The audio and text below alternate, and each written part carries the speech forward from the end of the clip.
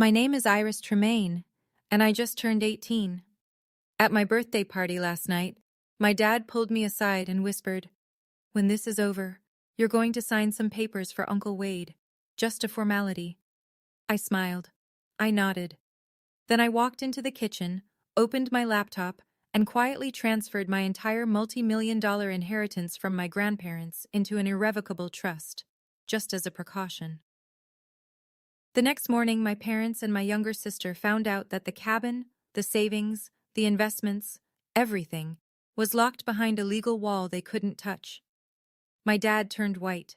My uncle, who had already signed a deal to sell property he never owned, called a lawyer. Before I tell you what happened next, please hit like and subscribe. Drop your city and local time below. I love knowing where you're listening from. Now let me take you back 6 years, to a summer at Cedar Lake, when my grandfather said something I didn't understand until last night. The summer I turned 12, my grandfather Harold Tremaine picks me up in his truck and drives me 40 minutes to Cedar Lake. The cabin sits back from the water, surrounded by white pines so tall they block the afternoon sun. The porch sags on one side. The screen door doesn't latch right. It smells like wood smoke and old books and something sweet I can never quite name. "Grab the other end," Grandpa says, lifting a fence rail. I do. We spend the morning replacing 3 rotted posts along the south side. He doesn't rush me.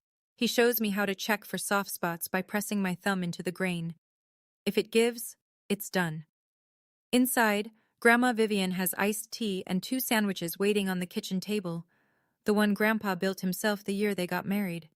She's reading on the porch when I come out, and she pats the chair beside her. We sit and watch the lake until the light turns gold. "This cabin stays in the family," Grandpa tells me that evening, wiping sawdust off his hands. "But family isn't always blood, Iris. Family is whoever shows up." I don't fully understand what he means. I'm 12. I think he's being poetic. He isn't. That whole summer, I come back to Cedar Lake every weekend. I learn where the water heater leaks, which window sticks, how to bleed the radiator in October. Grandma teaches me to organize the bookshelves by color because it makes the room feel warmer. Grandpa shows me the property line markers, old iron stakes he hammered in himself. I don't know then that my grandfather is already talking to a lawyer about exactly this place, about exactly me. Back home, the air is different. Our house in Ridgemont is fine. 3 bedrooms, a yard that needs mowing, a garage my dad uses as an office for his building supply store. Fine. Not warm, just fine. My sister Kelsey is 10, and she has the bigger bedroom. Redecorated last spring, lavender walls, a desk lamp that costs more than my entire bookshelf. My room still has the carpet from the previous owners. At dinner, my dad brings up the cabin. "Dad's place is just sitting there losing value," Greg says, cutting his steak. "Property taxes alone are killing us. We should sell it, reinvest." My mom nods. "Makes sense." "Grandpa said the cabin stays in the family," I say. Greg laughs. Not a mean laugh. Worse, a dismissive one. "You were 12, Iris. He was being nice." Nobody asks me anything else. The conversation moves to Kelsey's debate trophy. Regional finalist, very impressive, and Denise has already framed the certificate. "I won the district science fair 2 weeks ago. The ribbon is still in my backpack." After dinner, I clear the plates. On the counter, half hidden under a grocery list, there's a glossy flyer. Ridgeline Development. Lakefront lots, premium prices, now acquiring. There's a handwritten phone number in the margin. I don't know whose handwriting it is, not my dad's. I put the flyer back exactly where I found it. Upstairs, I sit on my bed and think about Grandpa's kitchen table. The one he built with his hands. The one where Grandma sets my sandwich without asking what I want, because she already knows. I think about the flyer downstairs. Someone is already measuring my grandparents' home in dollar signs. Grandpa Harold dies 2 years later. I'm 14. The funeral is on a Tuesday. Gray sky, damp grass, folding chairs that sink into the lawn. I sit in the second row holding his handkerchief. Blue plaid, frayed at the edges, smelling faintly of pine. At the reception, I notice Greg and his brother Wade standing by the dessert table, not eating. Talking low. Wade has a folder tucked under his arm. Greg keeps nodding. I catch one sentence from Wade. We should move on this before probate gets complicated. They're talking about the cabin at the funeral. I say nothing. I'm 14. I have no power, no voice, and no idea that my grandfather already accounted for this exact moment. 2 years pass. I'm 16. Grandma Vivian gets sick in March and is gone by June. She holds my hand the last time I visit, her grip surprisingly firm. "The cabin is yours, Iris," she whispers. "Don't let them take it. Promise me." "I promise, Grandma." She squeezes once and closes her eyes. After the funeral, another gray day, same folding chairs.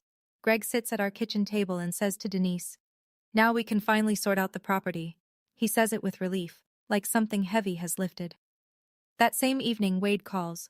I hear Greg on the phone in the garage, pacing. "Yeah, no, I agree. Let's get it moving." His voice is lighter than it's been in weeks. I'm standing in the hallway holding a glass of water, and I realize something that sits in my chest like a stone. My grandmother's death isn't a loss to them. It's a clearance. I don't cry that night. I make a different kind of decision. I just don't know how to act on it yet. Between 16 and almost 18, the cabin becomes my quiet rebellion. Every Saturday morning, I drive out to Cedar Lake in the used Honda I bought with babysitting money. I patch the porch screen. I replace the weather stripping on the back door. I sweep pine needles off the roof because Grandpa taught me that's how leaks start. At home, the conversations shift. The cabin stops being Grandpa's place and starts being the family property. Greg says this at dinner like it's always been true. Wade shows up more often now, every other Sunday, sometimes with manila folders, sometimes with a laptop open to real estate listings. I try once. "What about Grandma's wish? She wanted me to keep it." Denise puts down her fork gently, the way she does before correcting Kelsey's homework. "Your grandma was emotional at the end, sweetie. This is business." Business. That's the word they use for everything that used to be love. By 17, Greg starts being more direct. "When you turn 18, we'll figure this out as a family." The way he says family, I know it means my way. One November afternoon, alone at the cabin, I'm clearing out the hall closet. Behind a stack of old quilts, I find a sealed envelope in Grandma Vivian's handwriting. My name on the front. Inside, a single business card. Margaret Caldwell, attorney at law. Below her name, printed in small type, Tremaine Family Trust. My hands shake, not from fear, from recognition. Grandma left this here for me to find. She knew I'd be the one cleaning out closets, not Greg, not Wade, me. I slip the card into my wallet. I don't call. Not yet. 3 months before my 18th birthday, Margaret Caldwell calls me first. The call comes on a Thursday evening in February. I'm in my room doing calc homework when my phone shows an unknown number with a local area code. "Iris? This is Margaret Caldwell. I was your grandparents' attorney." Her voice is steady, professional, and careful, like someone who's rehearsed this opening. "I need to speak with you before your birthday. There are things you need to know, and there isn't much time." She tells me to meet her the following Saturday at her office downtown. Alone. I go. Margaret Caldwell is in her late 50s, silver-haired, with reading glasses on a chain around her neck. Her office is small, organized, and smells like old paper and coffee. She sits across from me and opens a folder. "Your grandparents hired me 6 years ago," she says. "They established an irrevocable trust, the cabin, a savings account, and an investment portfolio. Total value approximately $2.1 million. All of it is held in the trust. You are the sole beneficiary." I feel the room tilt slightly. My grandparents left me everything? They transferred it into the trust while they were alive. Legally, it never entered their estate. It can't go through probate. Your father and uncle have no claim. She slides a document across the desk, a summary of the trust, my name on the second line. "The title to the cabin was recorded under the trust at the county recorder's office 6 years ago. Your father doesn't know that." "Why didn't they tell him?" Margaret pauses. "Your grandfather said, and these are his words, 'My sons will sell that cabin before the funeral flowers wilt.'" The room is quiet. I stare at the paper with my name on it. "There's something else," Margaret says. "Someone has been making inquiries at the county recorder's office about the cabin's title. Within the last month, I start paying attention after that meeting. Not suspiciously, just quietly. The next Sunday, Wade comes over for dinner. Afterward, he and Greg disappear into the garage. The door is open a crack, not enough to see, but enough to hear. Wade's voice. I already signed the purchase agreement with Ridgeline, $450. But we need the title clean before closing. Greg. How do we get it clean? Quit claim deed. Dad's gone, mom's gone. We're the legal heirs. We quit claim the property to ourselves, record it, and sell. Is that legal?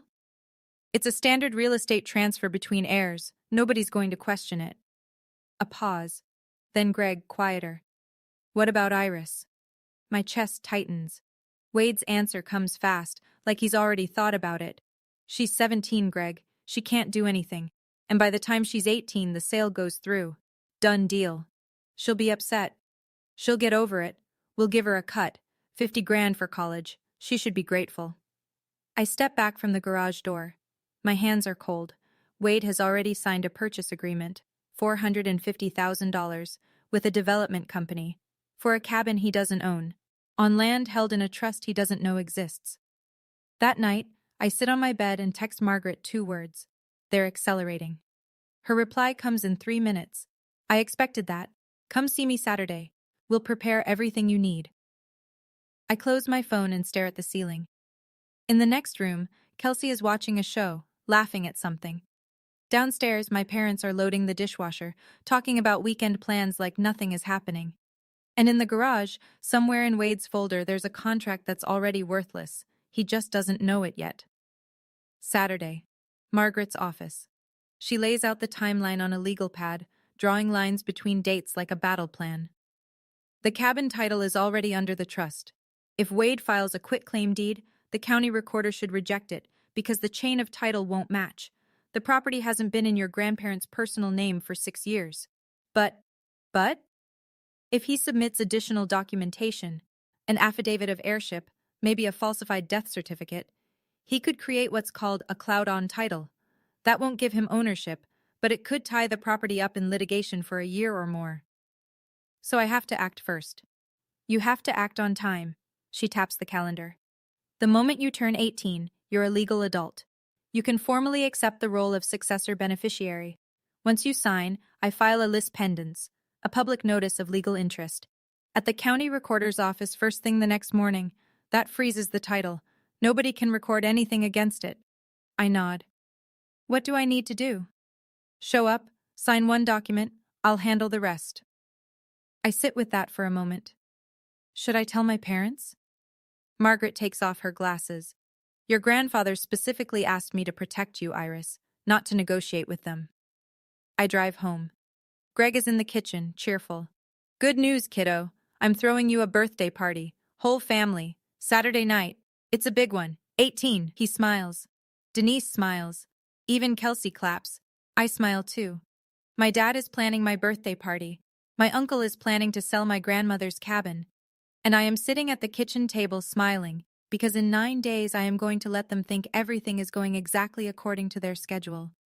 I'm going to be honest with you. Sitting in my room that night, knowing what was coming, was one of the hardest things I've ever done. Part of me wanted to walk downstairs and just say it. Dad, I know. But Margaret was right. If I tipped them off, they'd find another way around it. So I stayed quiet, and I waited. Here's what I want to ask you. Have you ever had to stay silent to protect yourself, even when every part of you wanted to speak up? Tell me in the comments. I read them, and if you haven't already, hit that subscribe button, because this story is about to turn. 5 days before my birthday, my mom sits down next to me on the couch. She's using her "let's talk like adults" voice, soft, practiced, slightly rehearsed. Now that you're almost 18, Denise says, there are some family decisions we should make together. Together. The word lands like a costume. The cabin costs money to maintain, she continues. Taxes, insurance, repairs. Your dad's business has been struggling, and if we sell, we could pay off the debt and set up a college fund. For you and Kelsey. Both of you. Grandma wanted me to keep it. Denise's expression shifts.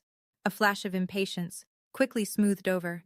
Your grandma was very sentimental at the end, Iris, but sentiment doesn't pay property taxes. Greg walks in right on cue. I wonder if they planned this. I've already talked to a buyer, he says. Good price, fair deal. Who's the buyer? He blinks. A development company. Wade knows them. What company? A longer pause. Ridgeline something. They're reputable. I don't push further. I'll think about it, I say. Greg pats my shoulder. That's my girl. He walks away satisfied, like he's just closed a negotiation. Later that night, Kelsey knocks on my door. She's in pajamas, hair still damp from the shower. Iris? Yeah? She sits on the edge of my bed, picking at a thread on the comforter. Mom and Dad keep talking about the cabin at night, after I'm supposed to be asleep. She looks at me sideways. They sound different, like they're planning something. Different how? Like they're excited, but also nervous. She pauses. Is something going on? I pull the blanket over her feet. Don't worry about it, Kels. She nods but doesn't look convinced. I said I'd think about it. That's not a yes. And they know it, which is why they'll keep pushing. 3 days before my birthday, Uncle Wade shows up unannounced. He catches me in the driveway as I'm coming back from the grocery store. Casual clothes, big smile, leaning against his car like he just happened to be in the neighborhood. Wade is a real estate agent. Nothing he does is accidental. Hey, kiddo, got a minute? Just want to talk. Uncle to niece. We sit on the front steps. He leans forward, elbows on his knees. Here's the thing, Iris. That lake lot? Just the land alone is worth $450. I can get us a deal with a buyer I trust. Fast close, clean paperwork. And what do I get? $50,000, cash, for college. I let the number hang in the air. 50 out of 450? Wade smiles like I've said something cute. You're 18, Iris. 50 grand is a lot of money for someone your age. Most kids would jump at that. Whose name is on the deed, Uncle Wade? The smile freezes. Just for a second. A flicker behind the eyes, a micro-adjustment, then it's back. Your grandparents. But they're gone now. Passes to your dad and me as next of kin. That's not how it works. I know it. He should know it. He sells houses for a living. But he's counting on me not knowing. I'll think about it, I say again. Wade stands, brushes off his jeans. Don't overthink this one, Iris. Opportunities like this don't wait. He drives away. Before he's even at the end of the street, he's on the phone. I can see his mouth moving through the driver's window. That night, I text Margaret again. They're accelerating. She replies, stay the course. 3 more days. 3 more days. I can do 3 more days. The night before my birthday, I drive to the cabin alone. The road is quiet. Cedar Lake sits flat and dark under a half moon, and the pines along the bank look like cutouts against the sky. I park in the gravel patch Grandpa leveled himself, walk up the porch steps, second one still creaks, and sit in the chair next to the one that used to be his. The air smells like rain and pine resin. I check my email. Margaret has sent the full document package, the acceptance of successor beneficiary form, the beneficiary designation confirmation, a 1-page summary of the trust terms. Everything formatted, flagged with sticky tabs, ready for a signature. My signature. At midnight. I read each document twice. Then I close my laptop and listen to the lake. Grandpa used to sit right here and say, "Patience isn't weakness, Iris. It's timing." I always thought he was talking about fishing. The tears come without warning. Not a collapse, not a breakdown, just a quiet overflow that I let happen. I cry because I wish this were different. I wish my dad had been the kind of man who would have taken me fishing at this lake instead of calculating its resale value. I wish my mom had asked me what I want instead of telling me what's practical. I wish I didn't have to sign a legal document at midnight to protect myself from the people who are supposed to protect me. But wishes don't hold up in court. Trust documents do. I wipe my face, lock the cabin door, drive home, lie down in bed, set my alarm for 11:45 p.m. In 6 hours, I turn 18. In 7, my family finds out that the cabin was never theirs to take. 11:50 p.m. My bedroom door is closed. The house is silent. Greg and Denise went to bed an hour ago, and Kelsey's light went off at 10. I open my laptop and connect to the video call. Margaret appears in her home office, reading glasses on, a stack of papers lit by a desk lamp. "Ready?" she asks. "Ready." When the clock hits midnight, you are a legal adult in every sense that matters. I'll walk you through the signing. She goes through it one more time, clear and precise. I sign the acceptance of successor beneficiary form, a single-page document that confirms I'm formally receiving the trust my grandparents created. From that second forward, every decision about the trust's assets runs through me and Margaret as co-decision makers. "Now," she says, "first thing tomorrow morning, 8 a.m., I'll go to the county recorder's office and file a lease pendens. That's a public notice that says there's a legal interest pending on the property. Once it's recorded, no one can sell, transfer, or encumber the title while it's active." What if they've already filed something? Then whatever they filed will be flagged. The chain of title will show the trust, recorded 6 years ago, not your father. Any conflicting document gets kicked back. I look at the signed paper in my hand. My name in ink, my grandparents' names in print above mine. Margaret's voice softens, just slightly. "This isn't a trick, Iris. This is your grandfather's last gift. You just had to be old enough to accept it." The clock on my laptop reads 12:03 a.m. I'm 18. I'm the legal beneficiary of the Tremaine Family Irrevocable Trust. And downstairs in the garage, my uncle's quitclaim deed is already a dead document. He'll find that out in about 9 hours. Across town, in the kitchen of a rented duplex, Wade Tremaine is printing documents. I don't know this at the time. I piece it together later, from what the county clerk told Margaret and what Greg eventually admitted during one of our harder conversations. But here's what happened that same night, while I was signing my acceptance form upstairs. Wade printed a quitclaim deed, a one-page form that transfers property rights from one party to another without any warranty of ownership, legitimate when used correctly, criminal when the person signing it has no rights to transfer. He called Greg at 11:30 p.m. "Everything's ready. We file at 9. The recorder's office opens at 8, but I want to make sure Iris is distracted with birthday stuff first." Greg: "You sure about this?" Wade: "They're dead, Greg. We're next of kin. It's simple." It wasn't simple. It was forgery dressed up in standard real estate language. Wade also had a second document open on his laptop, a purchase agreement with Ridgeline Development, LLC. Purchase price, $450,000. Closing date, 30 days after the quitclaim deed was recorded. If Wade couldn't deliver a clean title within that window, he'd owe Ridgeline a $45,000 penalty, plus damages. He'd signed that agreement 2 months earlier, before my grandparents' title had even been fully searched, before he'd verified that the property was in the estate at all. He assumed it was. He assumed nobody had planned otherwise. Wade had bet nearly $500,000 on a piece of paper that didn't belong to him. He just didn't know it yet.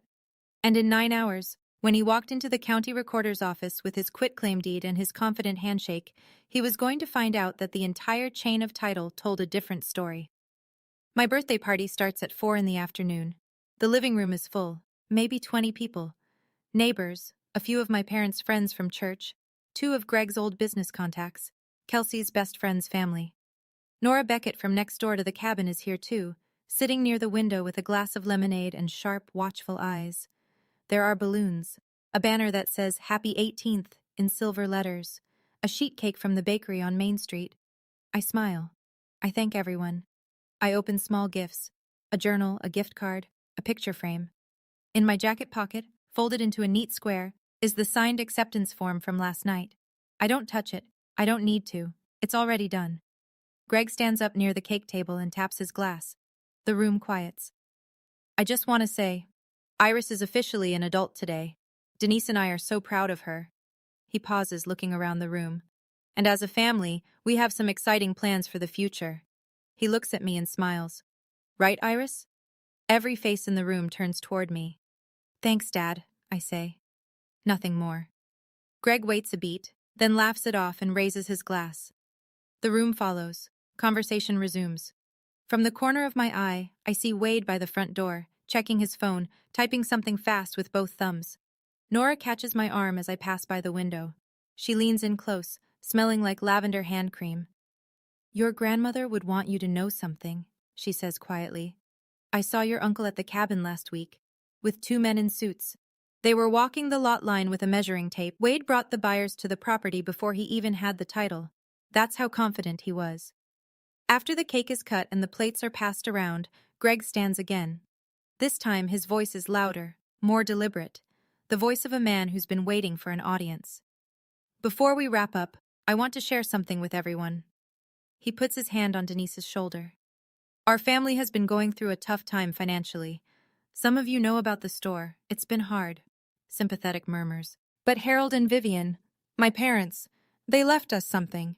The cabin out at Cedar Lake. And as a family, we've decided to sell it.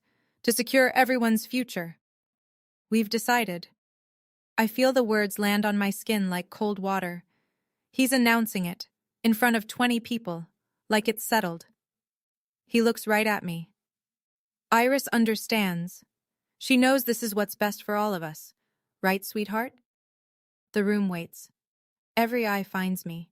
Neighbors who've known me since I was small, Nora with her lemonade, Kelsey half hidden behind the couch. Denise adds, smiling. It's what responsible families do. We sacrifice for each other. I set my fork on my plate. The clink is the only sound in the room. I never agreed to sell the cabin, Dad. Greg's smile stays fixed, but the muscles around his jaw tighten. She's kidding. Birthday nerves. I'm not kidding. Wade steps forward from the doorway. Come on, Iris. This isn't the time or place. I pick up my glass of water, take a slow sip, and set it down. You're right, Uncle Wade. This isn't the time. I hold his gaze. The time is 8 a.m. tomorrow morning. Silence. Wade's phone buzzes in his pocket. He doesn't check it. No one in the room moves. The guests start leaving after that. Polite goodbyes, tight smiles, the kind of exit people make when they can feel a storm building inside someone else's house. Within 30 minutes, the living room is down to family, Nora, and two neighbors who seem unsure whether to go or stay. Denise waits until the front door closes behind the last near stranger, then turns on me in the kitchen. Her voice is controlled but pitched, just loud enough to carry. Do you have any idea what your father is going through? She steps closer. He might lose this house, Iris. Our house. The one you sleep in every night. And you're holding on to a cabin you visit on weekends? I visit every weekend, Mom. That's not the point. She presses her palms flat on the counter. We are a family. Families make decisions together. And if you loved this family, you wouldn't need a lawyer to tell you what to do. The room goes still. I stare at her. How do you know about a lawyer? Denise doesn't flinch. Wade found the business card in your bag last week. Margaret Caldwell. Who is she, Iris? My stomach drops. Not from fear, but from the realization that they've been going through my things, searching for something they could use. Before I can answer, Nora Beckett's voice cuts through from the kitchen doorway, even and firm. That girl has every right to talk to a lawyer, Denise. Vivian would have wanted that. Denise wheels around. This is a family matter, Nora, please. Nora doesn't move. She looks at me, then back at Denise. Vivian was my friend for 40 years. I think I know what she wanted. The silence between them could crack glass. I don't say another word. I don't need to. Not yet. Nora leaves. The neighbors slip out behind her with quiet goodbyes. Now it's just the five of us. Greg, Denise, Wade, Kelsey, and me. Greg closes the kitchen door. The fluorescent light buzzes overhead. He pulls out a chair, sits down, and folds his hands on the table like a man about to deliver terms. Here's what's going to happen, Iris. His voice is low, deliberate. Tomorrow morning, Wade and I go to the county office. We file the paperwork. The cabin sells. You get your share, a fair share, and we move on as a family. What's my share? 50,000. Out of how much? Greg doesn't answer. Wade, leaning against the doorframe, fills the gap. Don't make this harder than it needs to be. I look at my dad. And if I say no? Greg's jaw sets. If you fight this, you're on your own. No more help with college. No more living under this roof. The kitchen is very quiet. The faucet drips once. You're threatening to kick me out on my 18th birthday? I'm asking you to be part of this family. I push back from the table. Stand up. My voice is steady, even though my hands aren't. I am part of this family, Dad. I'm the part that keeps promises. I walk past Wade, past Kelsey, who's sitting on the stairs with her knees pulled to her chest, and I go upstairs. I close my door. I sit on the bed and breathe. Greg thinks his deadline is 9 a.m. at the county recorder's office. He doesn't know that Margaret's deadline is 8. I sat on my bed that night holding the acceptance form I'd already signed at midnight. My dad had just threatened to remove me from my own family if I didn't hand over a cabin that was legally mine. My mom said I didn't love them. My uncle was planning to file a forged deed first thing in the morning. And all I could think was, my grandmother was right. She knew exactly who they would become when the money was on the table. And she planned for it, years before it happened. If someone you loved ever prepared something to protect you, even after they were gone, I want to hear about it. Tell me in the comments. Now let me tell you what happened at 8 a.m. 8 a.m. The county recorder's office opens. The fluorescent lights flicker on. A clerk in a blue cardigan unlocks the front counter. Margaret Caldwell is the first person through the door.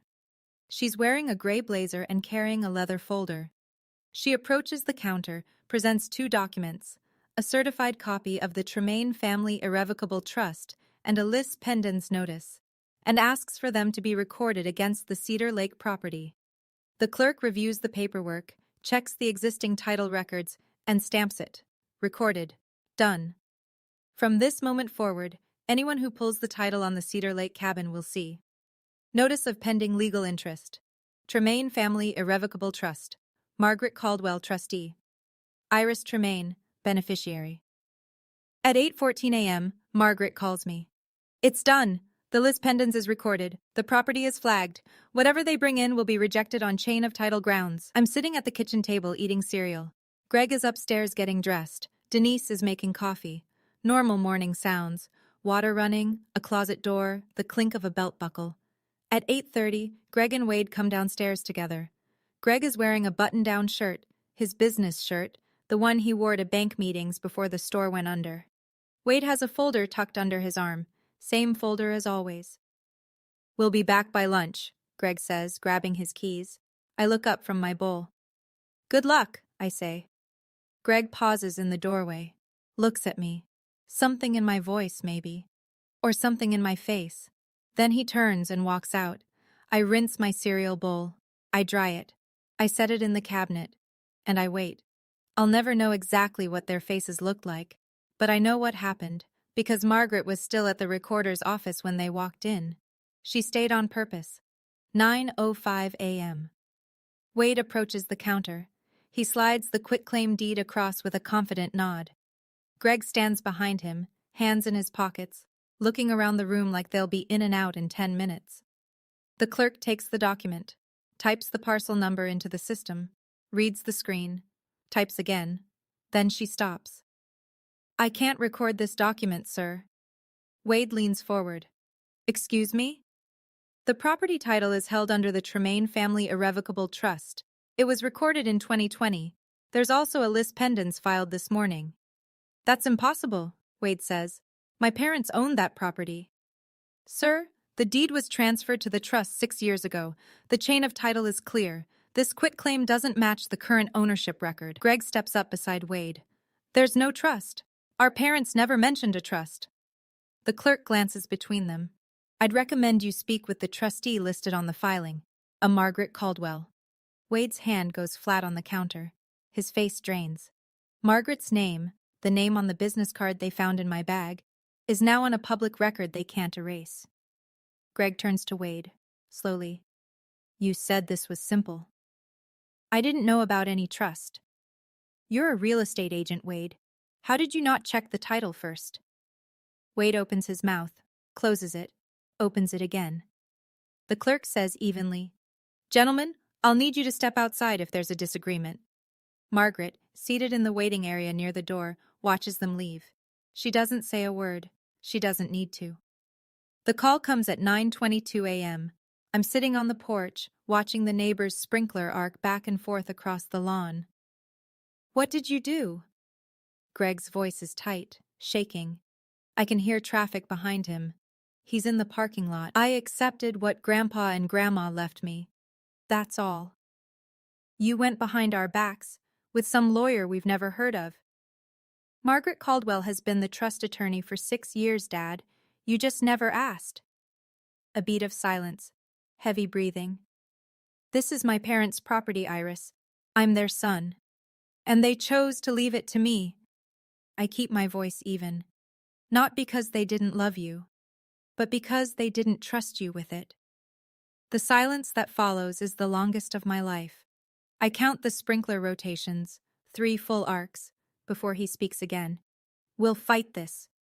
You can try. But the trust is irrevocable. That means even I can't dissolve it. There's nothing for anyone to undo. You don't know what you're talking about. I do, Dad. I've had 3 months to learn. He hangs up. No goodbye. Just a click and dead air. I set the phone on the porch railing. My hands are shaking, not from anger, not from fear, from the weight of saying those words to my own father, from knowing that the man who taught me to ride a bike when I was 6 is the same man who just tried to sell my grandmother's home out from under me. I sit there until the shaking stops. It takes a while. Then my phone buzzes again. An unfamiliar number. A man's voice, brisk and corporate. Ms. Tremaine, this is Carter Briggs from Ridgeline Development. We need to talk. Carter Briggs speaks the way developers do. Fast, factual, and already calculating his next move before the current sentence ends. We have a purchase agreement with Wade Tremaine for the Cedar Lake property. He guaranteed clean title. We've just been informed there's a lease pendens on the parcel. That's correct. Can you explain the situation? Mr. Briggs, my uncle does not own that property. He never did. The cabin and the land have been held in an irrevocable trust since 2020. I'm the sole beneficiary. A pause, the sound of papers shifting on the other end. He represented himself as the heir. I understand, but representation doesn't create ownership. I'd recommend you discuss this with him, and possibly with your own attorney. Another pause, longer this time. Ms. Tremaine, is there any possibility of a sale? We'd be prepared to make a competitive offer directly to the trust. The property is not for sale. Understood. His voice hardened slightly. Then we'll be pursuing our remedies against Mr. Tremaine. I give him Margaret's number. Within the hour, she confirms to Ridgeline's legal team what I already told Carter. The trust is valid, Wade had no authority, and the purchase agreement was executed based on a misrepresentation of ownership. Ridgeline's response is immediate. They're pursuing Wade for breach of contract, the $45,000 penalty clause, plus damages. That afternoon, Margaret calls with one more piece of information. Her voice is careful but direct. Iris, the quitclaim deed Wade tried to file, it included a notary stamp. I had the recorder's office pull a copy before they rejected it. The stamp doesn't match any registered notary in the county. It appears to be forged. I close my eyes. That's a felony, isn't it? In this state? Yes. My uncle didn't just try to steal my cabin. He committed a crime to do it. Greg comes home at 2 in the afternoon. He moves through the front door like a man carrying something invisible and very heavy. Denise is already in the kitchen, arms crossed, face blotched from what I'm guessing was an hour of angry crying. I'm at the dining table. I don't get up. Greg sits down across from me. He stares at the table for a long time. I'm going to lose this house, Iris. His voice is flat, emptied out. The bank is on me for $180,000. The store is gone. That cabin was supposed to be our way out. I know you're struggling, Dad. I'm sorry about the business. Then help us. The cabin was never your way out. It was Grandpa and Grandma's gift to me. A gift? He almost laughs. For what? You're 18. What does an 18-year-old need with a lakefront cabin?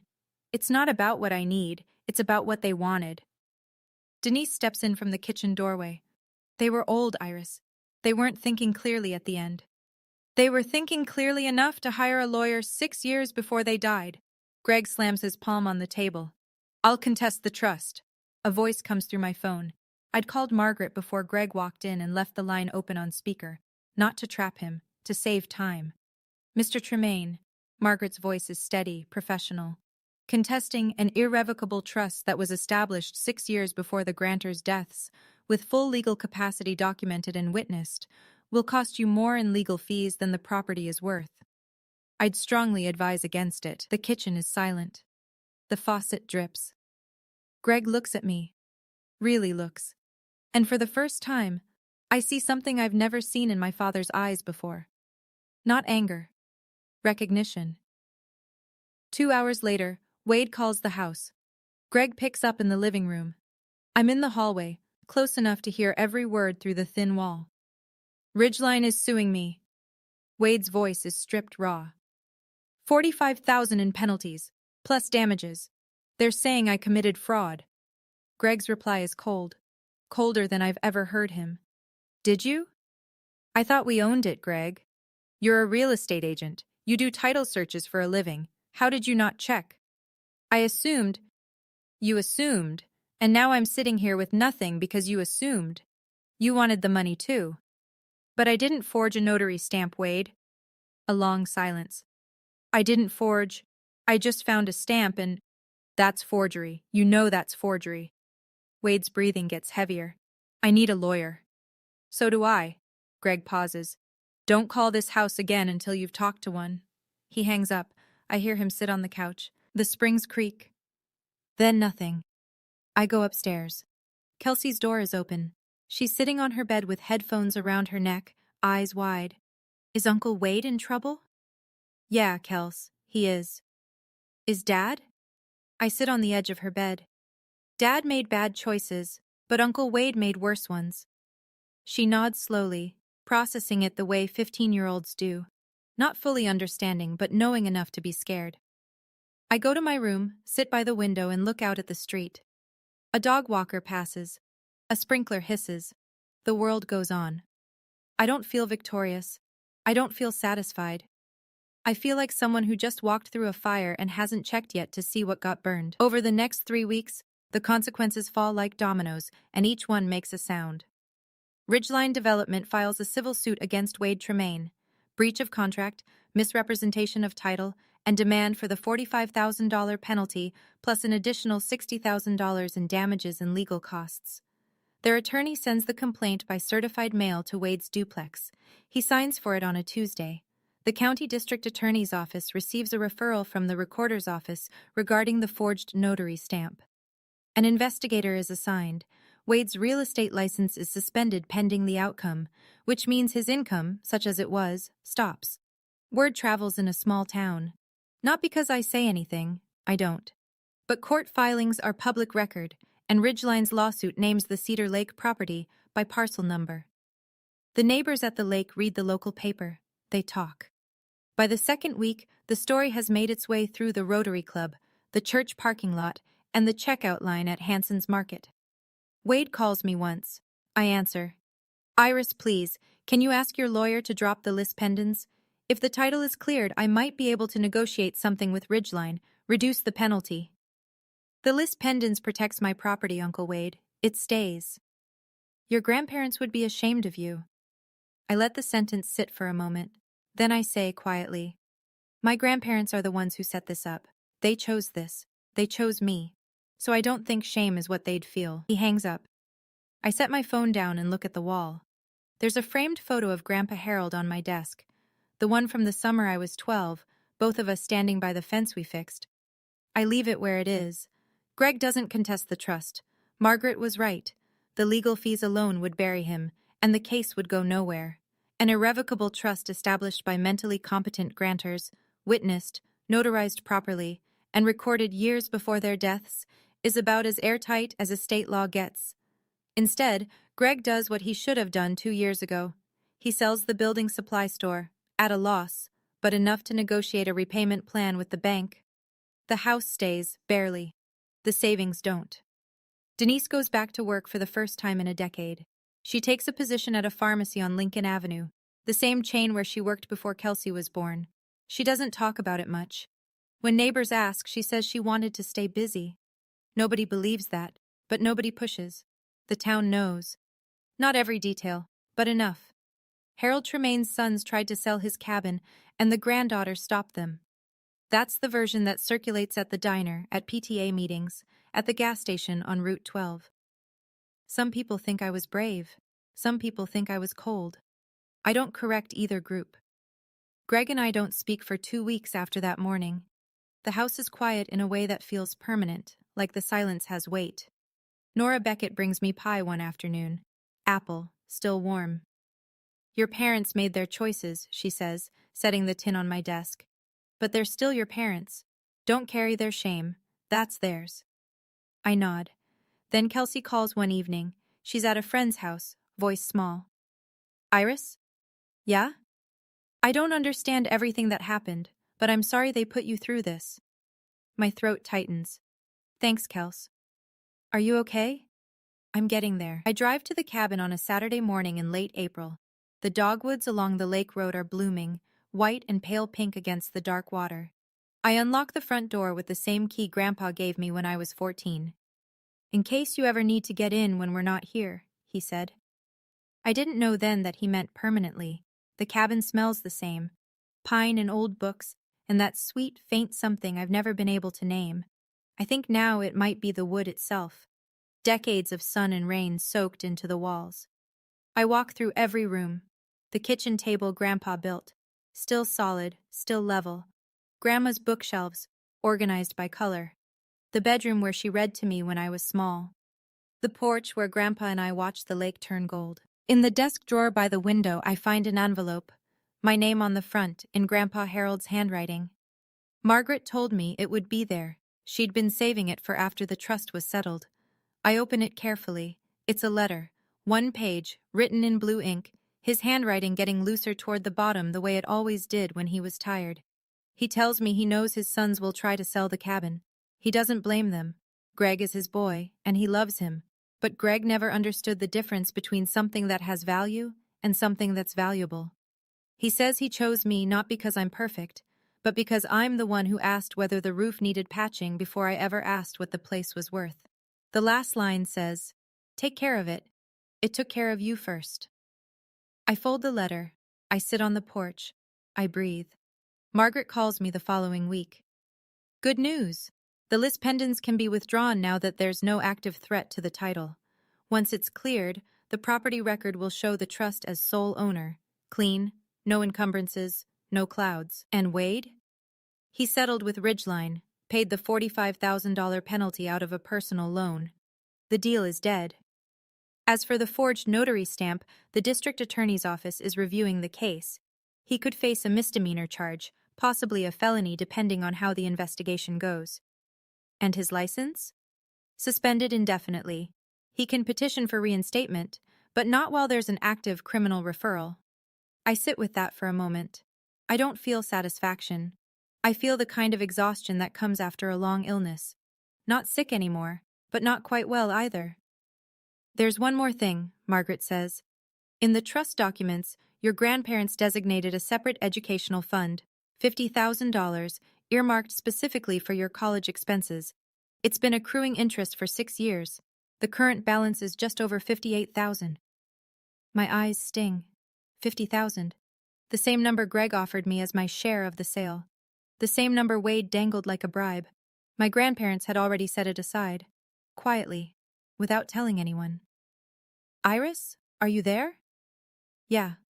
My voice cracks, just barely. I'm here. Your grandparents would be proud. I just kept a promise, Margaret. I enroll at Ridgemont Community College that week, environmental science, with a minor in forestry. The campus is 20 minutes from the cabin, closer than my parents' house. I fill out the housing forms. Under current address, I write the cabin's address for the first time. It feels like coming home, because it is. I ask Greg and Denise to meet me at the coffee shop on Birch Street. Neutral ground. Not the house, not the cabin. Somewhere public, somewhere calm. They arrive together. Greg is wearing a flannel I haven't seen in years. One of Grandpa's, I realize. Denise has her purse clutched tight against her side, the way she holds things when she's nervous. We order. I wait until the cups are on the table. I love you, I say. Both of you. I need you to know that, because what I'm about to say might not sound like it. Denise's jaw tightens,